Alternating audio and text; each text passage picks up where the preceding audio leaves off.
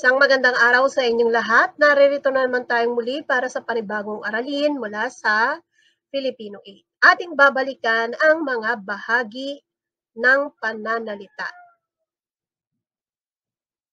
Mayroon tayong 10 bahagi ng pananalita sa Filipino. Ito ang pangalan, panghalip, pandiwa, pangatnig, pangukol, pangangkop, panguri, pangabay, pantukoy at pangawil o pangawing. Naririto ang 10 bahagi ng pananalita, iisa-isahin natin ang mga ito.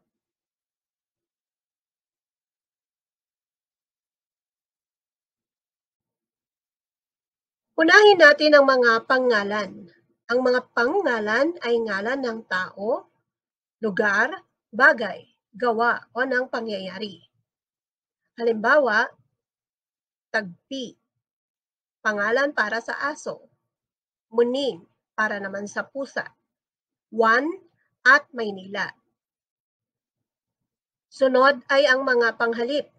Ang mga panghalip ay tumutukoy sa mga salitang inihahalili sa pangalan ng tao, bagay, lugar at iba pa. Katulad ng ako, siya, kami, sila, kayo, amin, at tayo. Ang pangatlo ay ang mga pang-uri. Ang mga pang-uri ay mga salitang naglalarawan.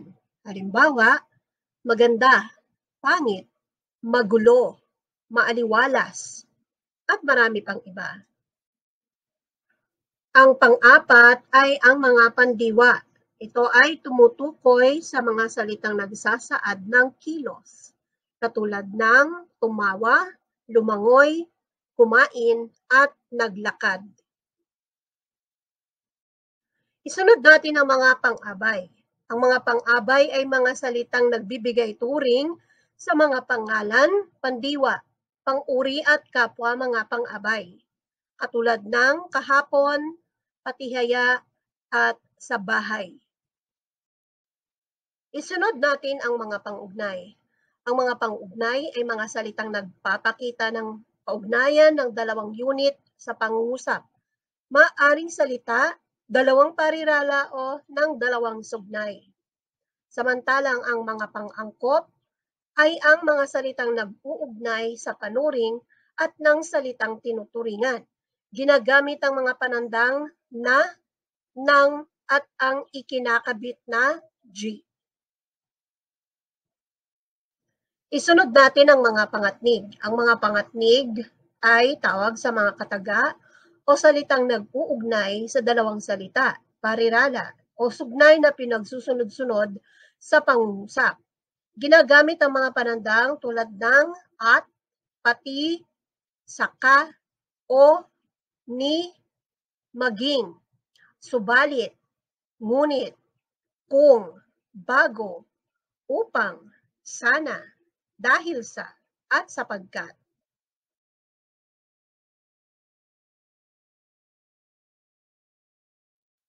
Isunod natin ang mga pananda. Ang mga pananda ay nagpapakilala o nagsisilbing tanda ng gamit na pambalarila ng isang salita sa loob ng pangungusap.